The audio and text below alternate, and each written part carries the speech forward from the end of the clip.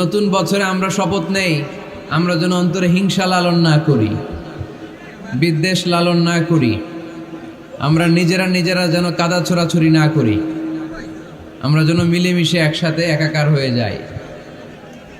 আল্লাহ তুমি কবুল করো, আমরা পড়ি আমিন। 60টা জিনিস মানুষ মরে যাওয়ার পরে তার কবরে পৌঁছতে থাকে। ইন্না মিম্মা ইয়ালহাকুল মুমিন মিন হাসানাতিহি বা'দা মাউতিহি, মানুষ মরে যাওয়ার পরেও যে 60টা জিনিস তার কবরে পৌঁছায় তার মধ্যে একটা হচ্ছে মসজিদান বানাহু, সে যে মসজিদ বানিয়ে গিয়েছে ওই মসজিদের সওয়াব। সুবহানাল্লাহ পড়েন। আপনি টাকা দিয়ে মসজিদ বানিয়ে দিলেন, ওই মসজিদে মুসল্লিরা নামাজ পড়ে, রোজাদাররা এসে ওখানে ইফতার খায়, তাহাজ্জুদ আদায়কারীরা তাহাজ্জুদ পড়ে, তাদের সওয়াবের কমতি হবে না, কিন্তু তাদের সওয়াবের একটা পার্সেন্টেজ সওয়াব যে ব্যক্তি মসজিদ বানালো তার আমলনামায় আল্লাহ ঢুকিয়ে দেয়।